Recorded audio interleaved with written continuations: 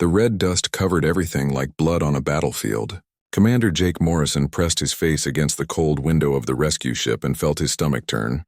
Below him stretched what used to be New Providence Colony, the biggest human settlement outside Earth's solar system.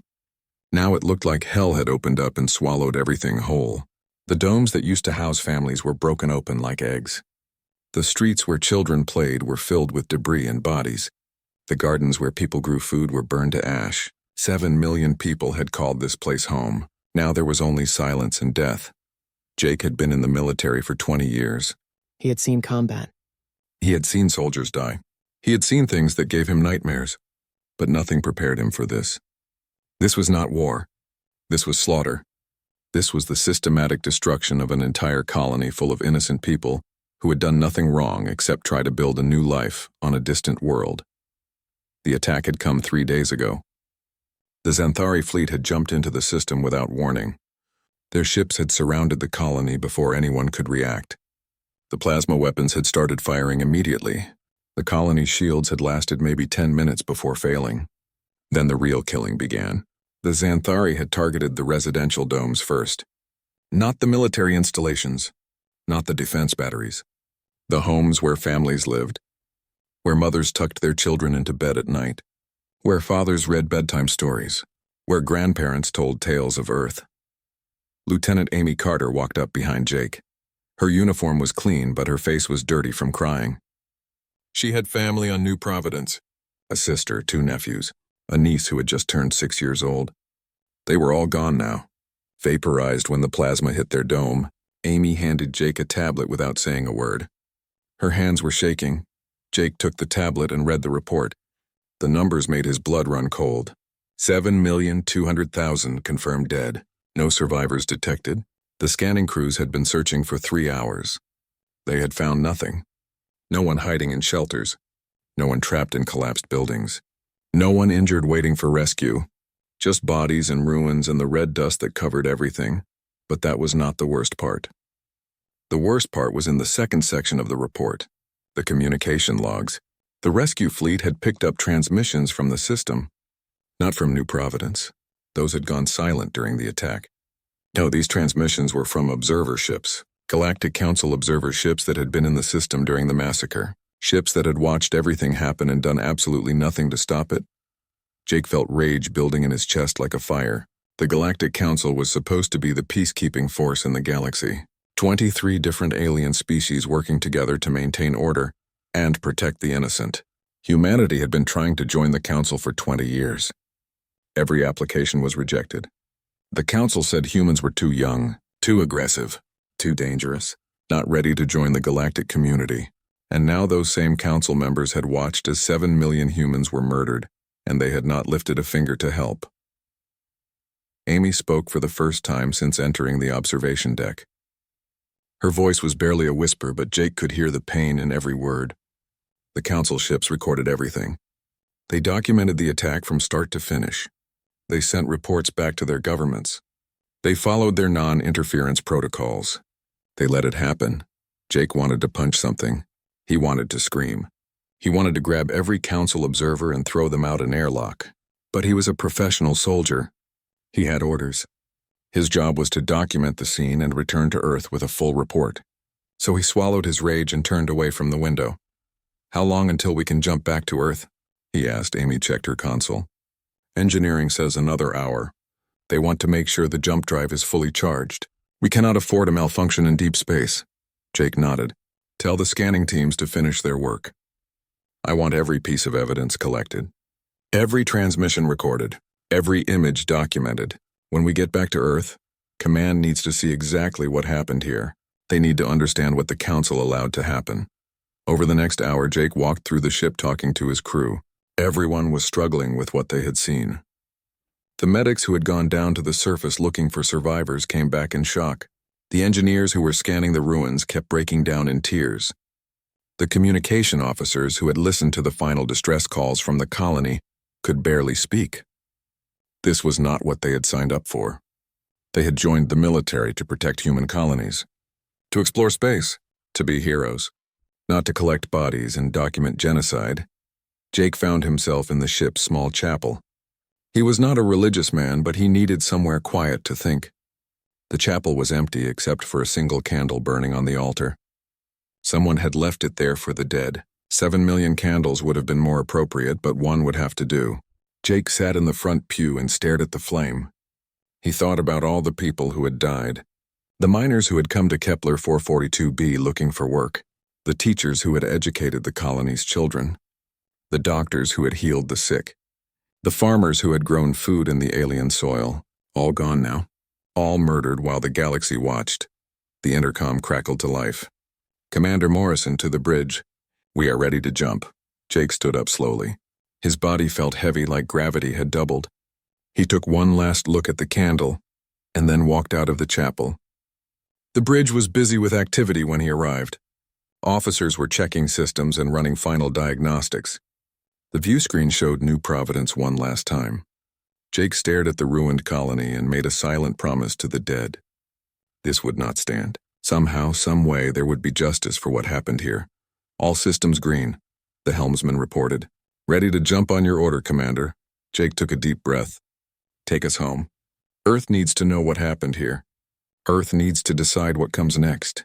The ship's engines hummed as power built up in the jump drive. Space began to ripple and twist around them. Jake watched the view screen as New Providence began to fade away. The red dust, the broken domes, the bodies of 7 million people, all of it disappearing as the ship prepared to leap across light years of space.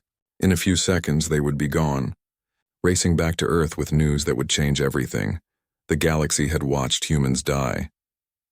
Now Earth would respond, and Jake had a feeling that response would be something the galaxy had never seen before. Something terrible. Something final. The Xanthari had started this. The Council had allowed it. But humanity would finish it. He was sure of that. The ship jumped and New Providence vanished behind them. The Situation Room beneath the White House was cold and quiet. President Laura Bennett sat at the head of the long table and watched the holographic display floating in the center. The images showed New Providence colony in ruins, broken domes, scattered bodies, the red dust covering everything. She had seen these images 100 times in the past 2 days, but they still made her feel sick. 7 million people, 7 million human beings wiped out in a matter of hours. Men and women and children who had trusted their government to protect them. Who had believed that humanity's expansion into space was safe. Who had died screaming for help that never came. Admiral George Hayes sat to her right. His uniform was covered in medals from 40 years of military service. His face looked like it had been carved from granite. He had lost a grandson on New Providence, a young man who had gone to the colony to work as an engineer. 24 years old with his whole life ahead of him. Now he was ash and dust on an alien world. George had not cried at the funeral. He had stood straight and silent while his daughter sobbed. But Laura could see the rage burning in his eyes. The need for revenge. Secretary of Defense Craig Hamilton was pacing back and forth behind his chair. He could not sit still. The man was practically vibrating with anger. 7 million civilians, he kept saying over and over. 7 million unarmed civilians slaughtered while the Galactic Council watched. While they documented everything for their records. While they hid behind their non-interference protocols. General Patricia Flores sat across from Laura. She was the chairman of the Joint Chiefs of Staff and the highest-ranking military officer in the United States. Patricia had ice water in her veins. Nothing rattled her. She had fought in 3 wars and commanded troops on 4 continents. She was the kind of person who stayed calm during a crisis. But even she looked shaken by what had happened at New Providence. "Madame President," she said quietly, "we need to discuss our response options." Laura looked around the table. Every person in this room was waiting for her decision. Whatever she chose would define her presidency, would define humanity's place in the galaxy, would define the future of the entire human species. She felt the weight of that responsibility pressing down on her like a physical force. "Show me what we have," she said. Patricia activated another holographic display. This one showed a star system with a blue and green planet in the center. "This is Xanth Prime, the Xanthari homeworld, located in the Kepler 62 system approximately 80 light-years from Earth. The planet has a population of roughly 12 billion individuals spread across 3 major continents. Their military consists of approximately 500 warships of various classes and a planetary defense network of orbital platforms and ground-based weapon installations. Craig stopped pacing. We have confirmed that the attack on New Providence was ordered directly by the Xanthari High Command. This was not some rogue military unit or terrorist group. This was an official military operation, authorized at the highest levels of their government. They wanted to send a message that human colonies are vulnerable, that we are weak, that they can attack us whenever they want.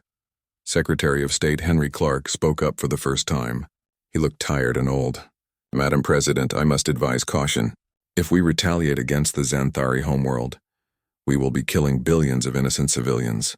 Children who had nothing to do with the attack. Families who do not even know where New Providence is. We would be committing the same crime that was committed against us. George slammed his hand on the table. The same crime? They started this.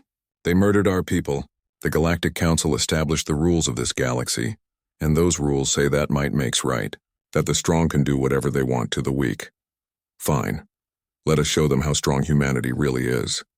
Henry shook his head. Two wrongs do not make a right. We have always held ourselves to a higher moral standard. If we do this, if we commit genocide against an entire species, we become monsters. We prove that the Council was right to reject us. Laura listened to both men argue. She understood their positions.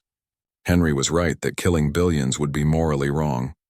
But George was also right that the galaxy only respected strength. For 20 years, humanity had tried diplomacy, had tried following the rules, had tried being good neighbors, and where had that gotten them? Rejected from the Council, isolated, vulnerable, and now 7 million dead. Patricia brought up another display.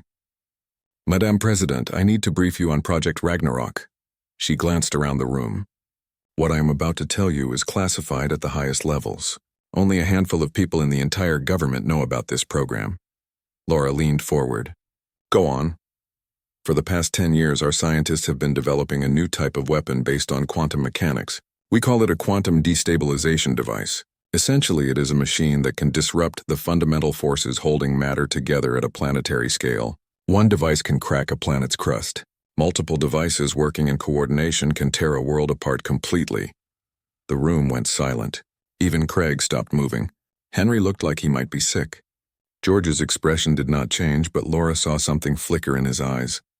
Satisfaction, maybe. Or vindication.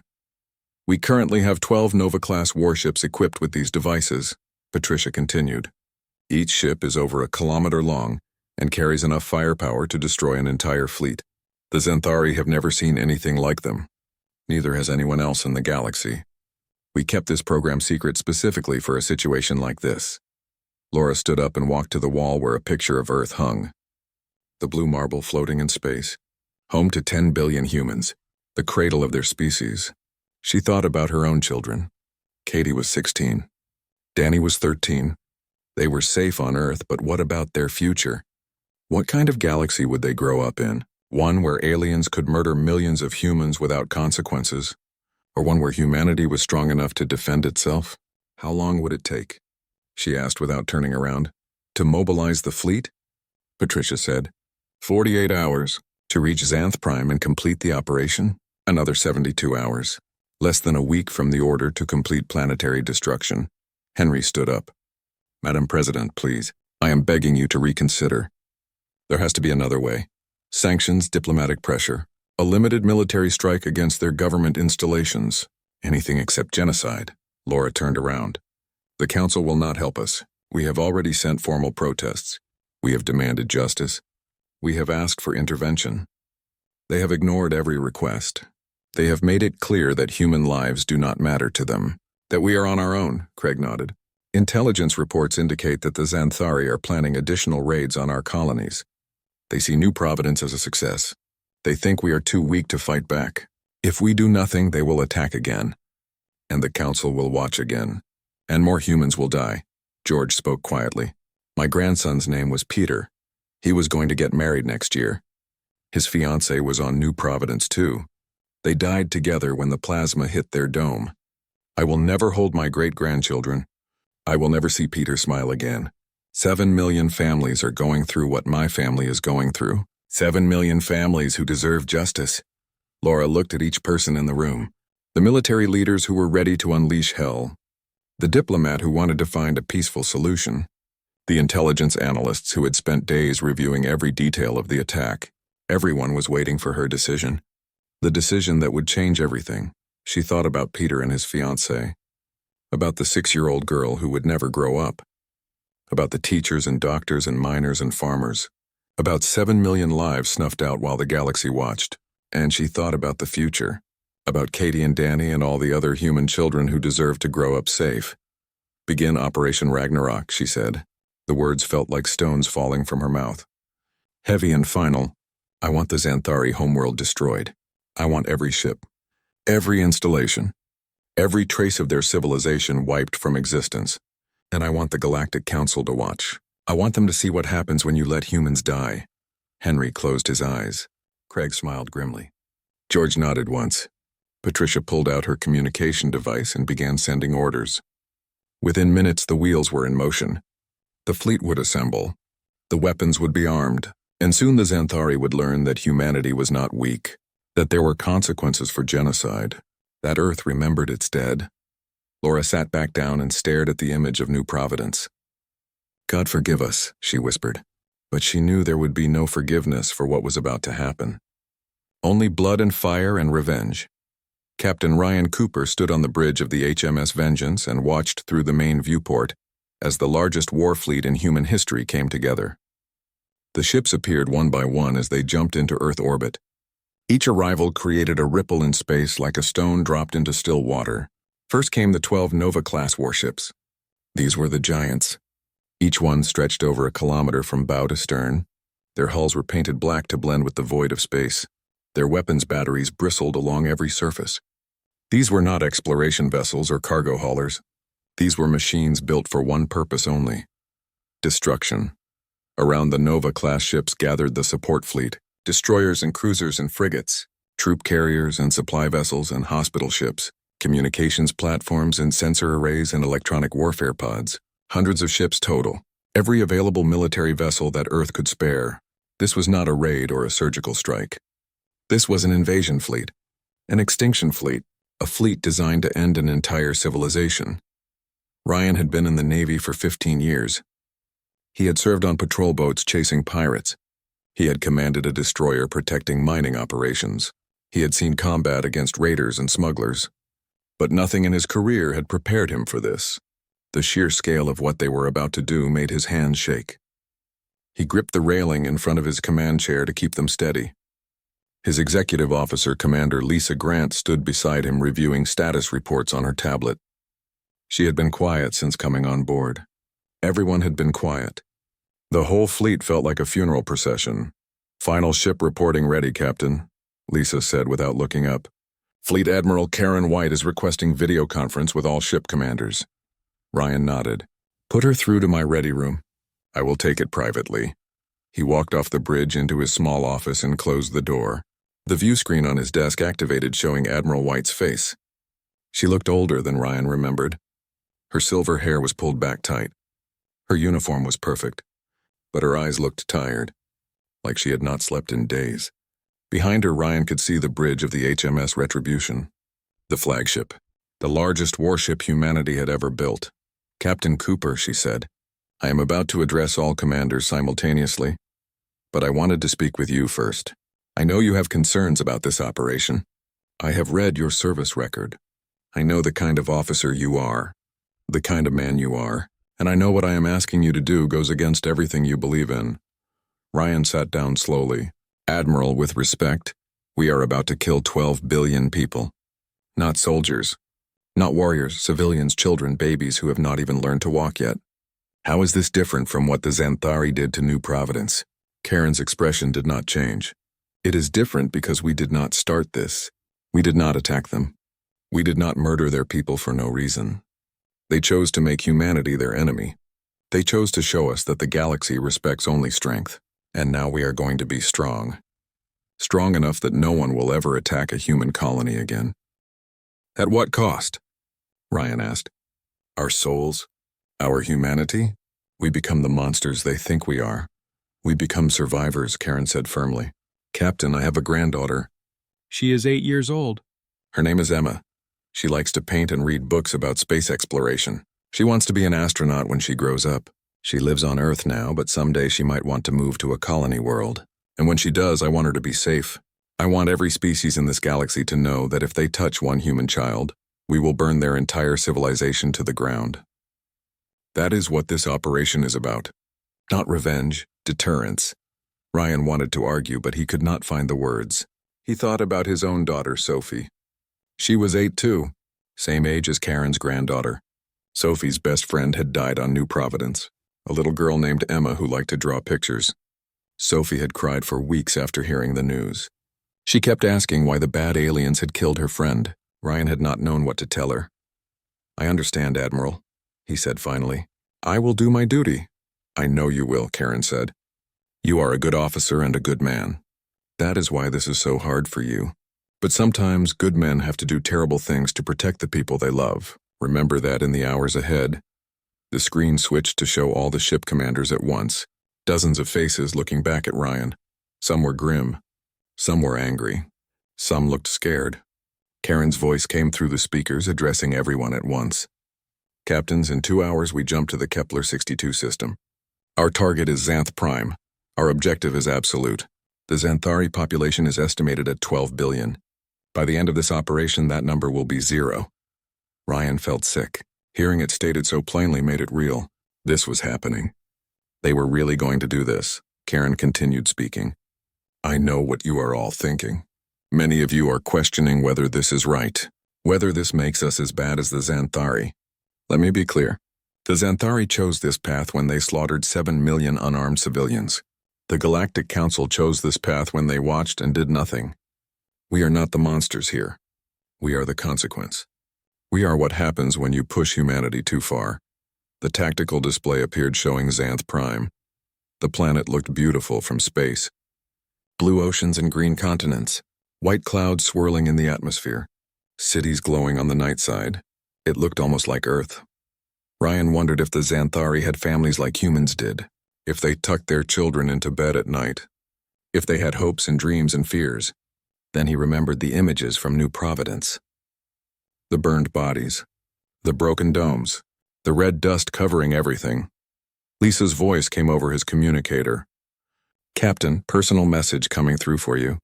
It is from your daughter." Ryan returned to the bridge and pulled up the message on his private console. Sophie's face appeared on the screen. Her blonde hair was in pigtails. She was wearing her favorite blue dress. She smiled that gap-toothed smile that always made his heart melt. "Hi, Daddy," she said. "Mom told me you are on a really important mission. She said you are helping keep people safe. I am proud of you, Daddy. Come home soon, okay? I miss you. Oh, and guess what? I got an A on my math test. Mrs. Johnson said I did really good. I love you, Daddy. Bye." The message ended. Ryan stared at the blank screen for a long moment. Sophie was safe on Earth, protected, innocent. She did not know what her father was about to do. She thought he was a hero. What would she think if she knew the truth? That her daddy was about to help kill billions of people, including children just like her? He closed the message and stood up. The bridge crew was busy preparing for the jump, running final systems checks, coordinating with the other ships in the fleet. Everyone doing their jobs, professional, efficient, deadly. "All ships reporting ready," Lisa announced.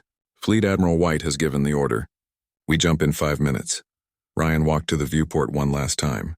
Earth floated below them, the blue and white sphere that was home to humanity. Somewhere down there, Sophie was probably eating dinner or doing homework or playing with her toys, living her normal, happy life. She would never know what happened today. The government would keep it classified. The public would be told that a military operation was conducted against the Xanthari.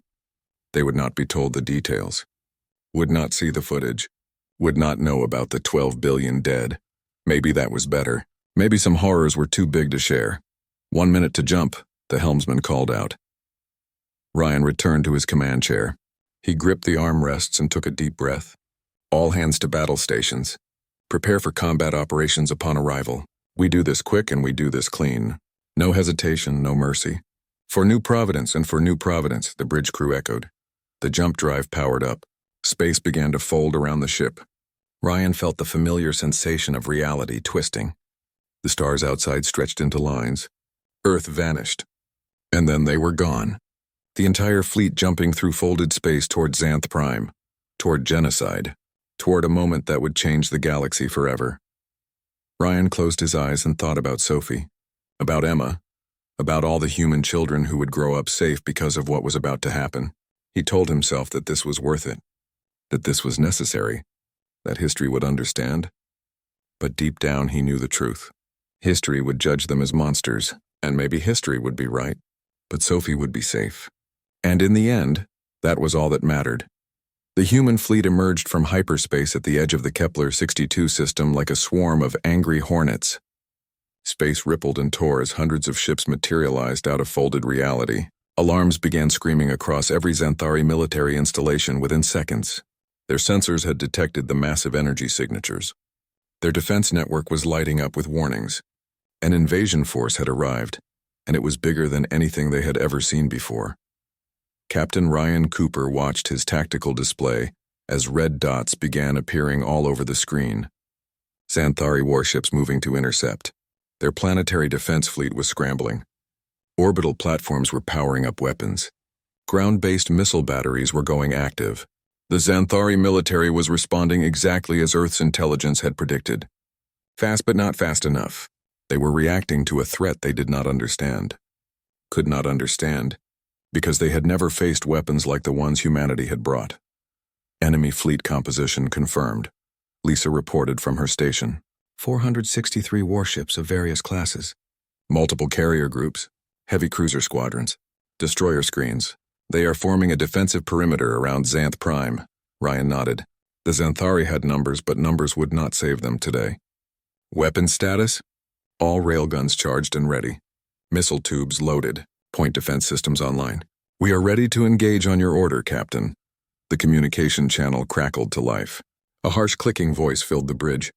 It took a moment for the translation software to convert the Xanthari language into English. Human vessels, you are in violation of Xanthari sovereign space. Withdraw immediately or be destroyed. This is your only warning. Admiral White's voice came over the fleet-wide channel, cold and hard as steel. Xanthari command. This is Fleet Admiral Karen White of the Earth Defense Force. We are here in response to your unprovoked attack on New Providence Colony. You murdered 7 million of our people. You committed genocide against unarmed civilians. Your government is hereby charged with crimes against humanity. Your appeals for mercy should be directed to the families of those you killed.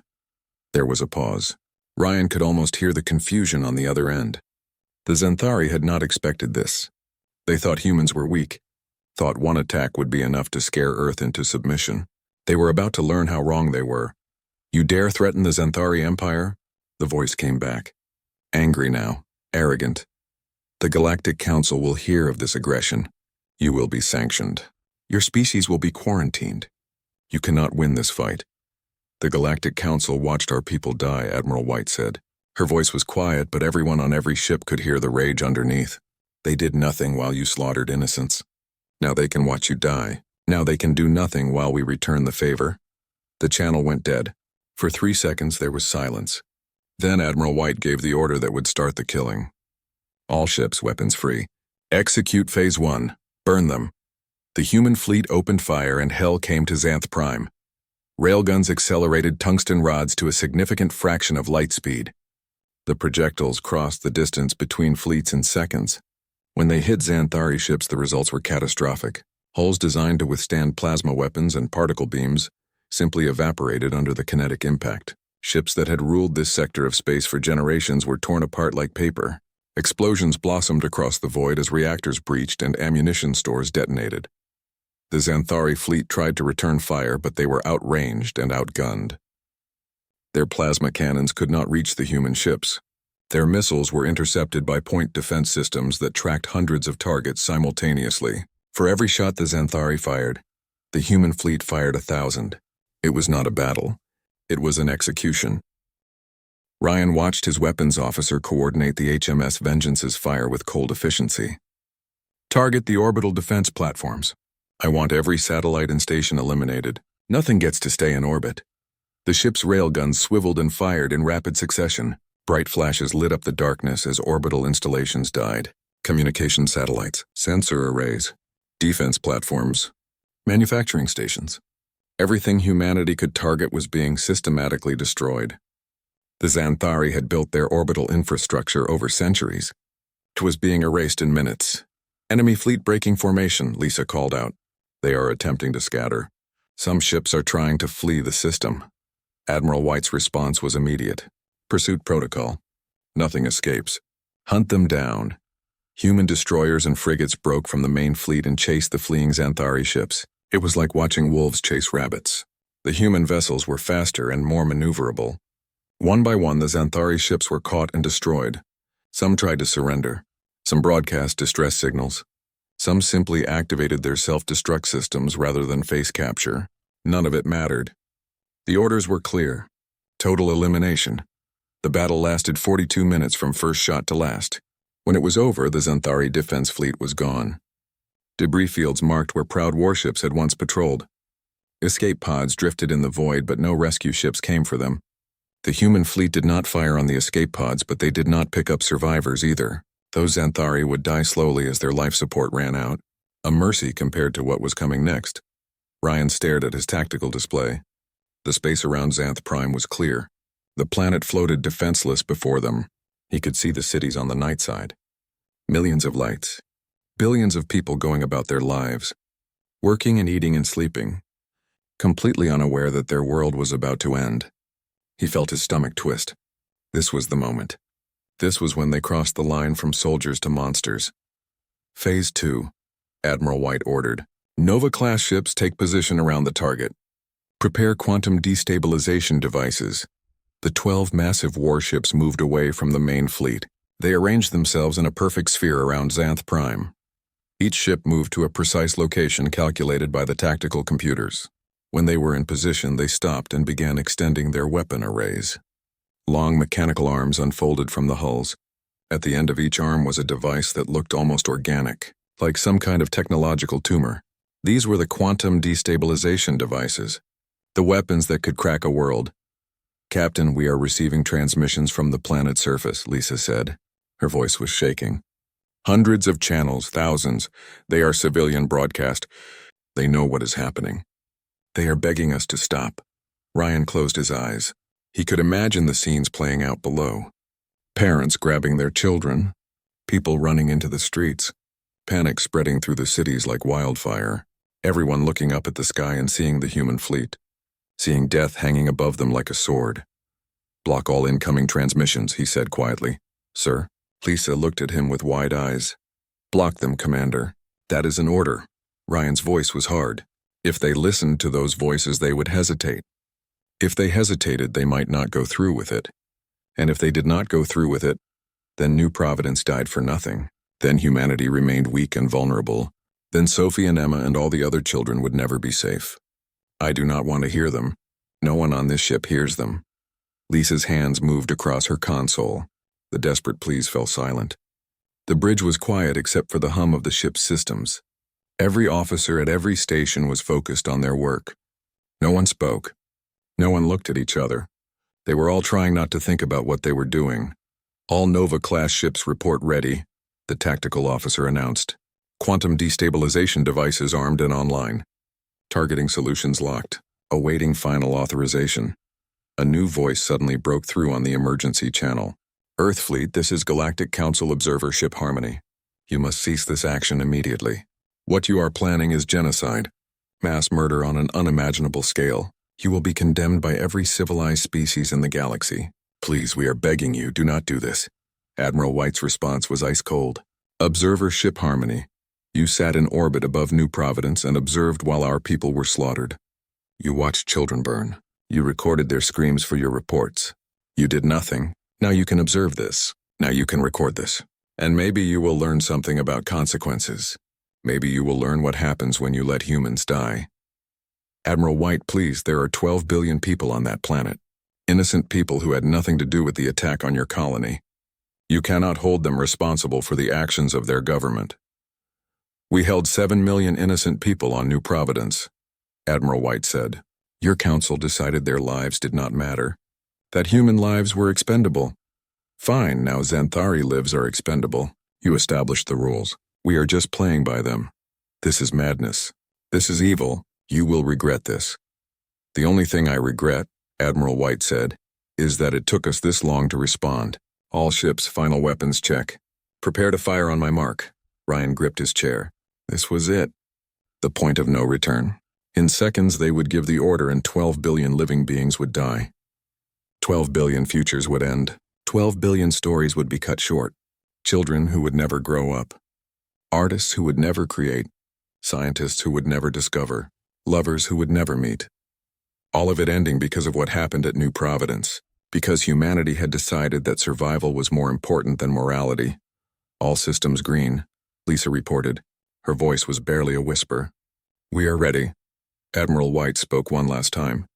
Her words would echo through history, would be remembered forever as the moment humanity became something terrible and powerful. For New Providence.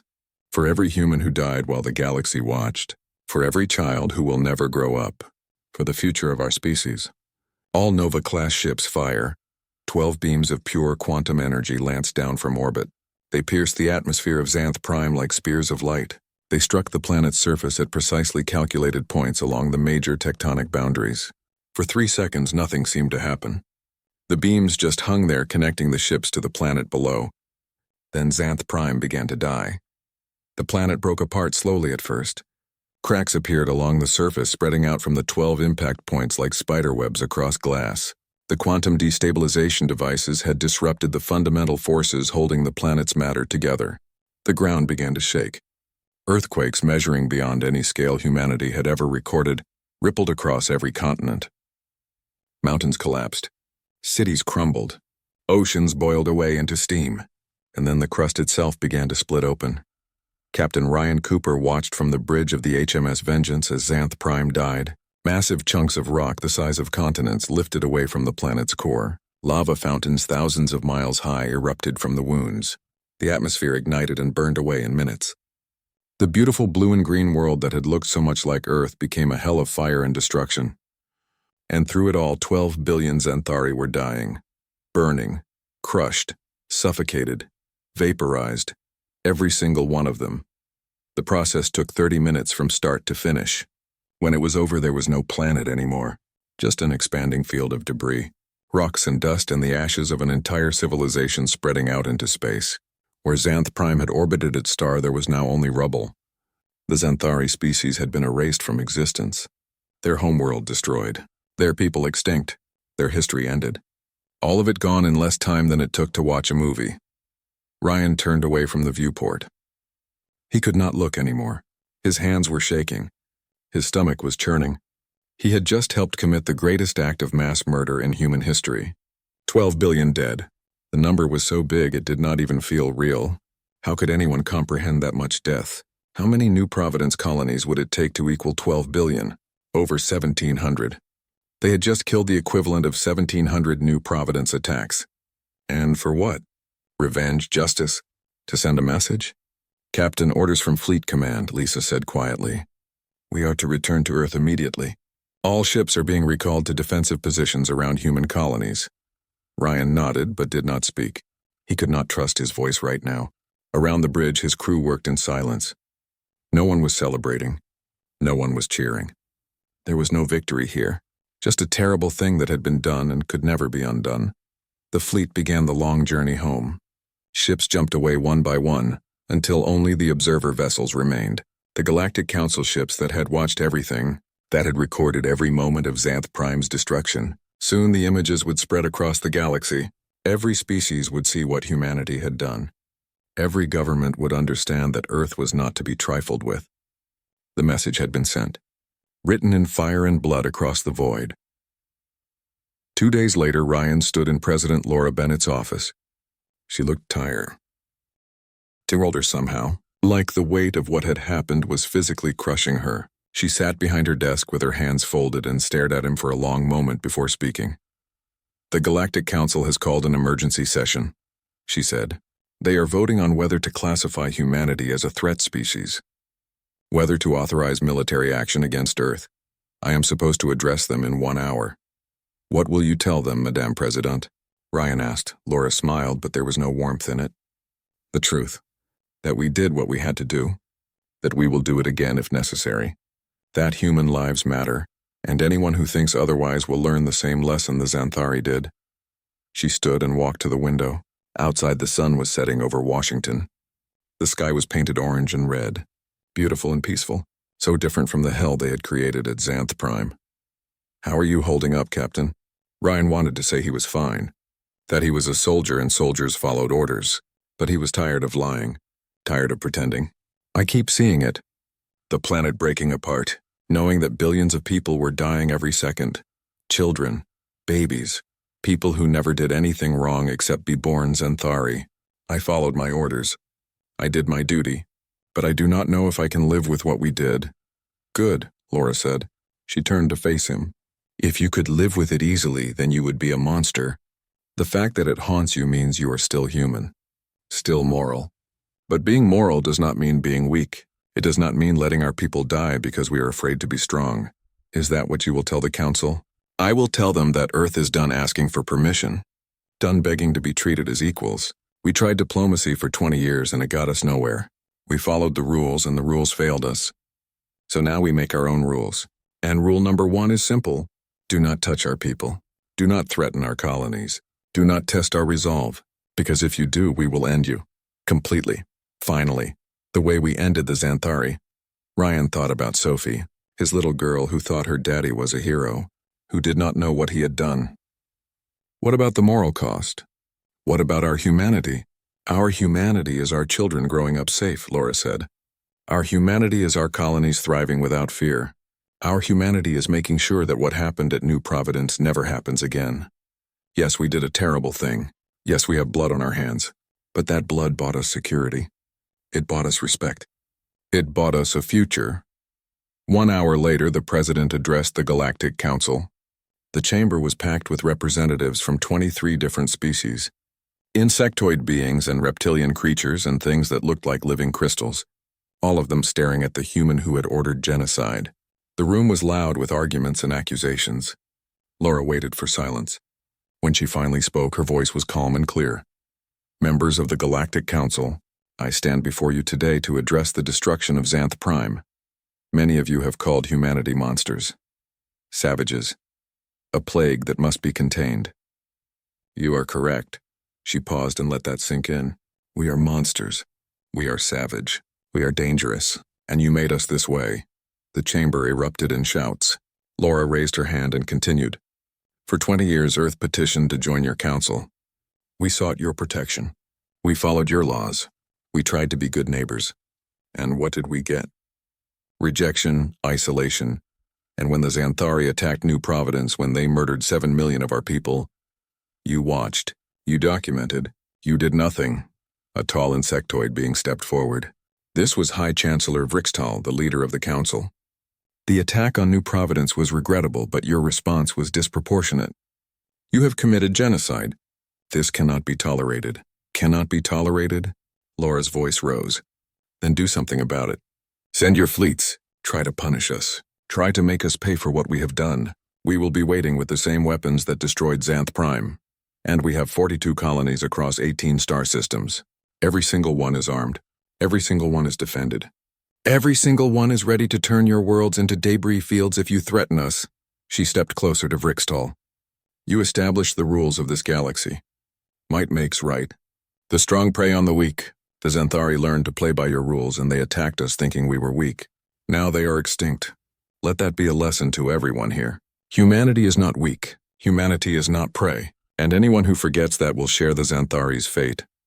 "This is insanity," Vrixtal said. "You cannot threaten the entire Galactic Council." "I am not threatening," Laura replied. "I am informing. Human space is now sovereign territory. We are no longer asking for your permission or your protection. We do not need either. What we need is for you to leave us alone. Let us live in peace and we will let you live. Attack us and we will respond with overwhelming force. The choice is yours." She turned and walked out of the chamber. Behind her, the council dissolved into chaos. Some species called for war. Others argued for containment. A few quietly began sending diplomatic messages to Earth proposing non-aggression pacts. Over the next month, the galaxy watched and waited. The council held vote after vote but could not reach consensus. Some species wanted to destroy Earth before humanity became even more dangerous, but none of them wanted to be first. None of them wanted to risk being the next Xanth Prime. The images of the planet's destruction had spread everywhere. Every civilization had seen what human weapons could do, and they were afraid. In the end, the Council voted to do nothing, not because they forgave humanity, not because they understood, but because they were scared. Earth had proven itself willing and able to commit total extinction. That made humanity the most dangerous species in the galaxy, and the smart play when dealing with something dangerous was to leave it alone. Ryan Cooper was promoted to Admiral and given command of Earth's home fleet. He spent his days coordinating the defense of humanity's colonies.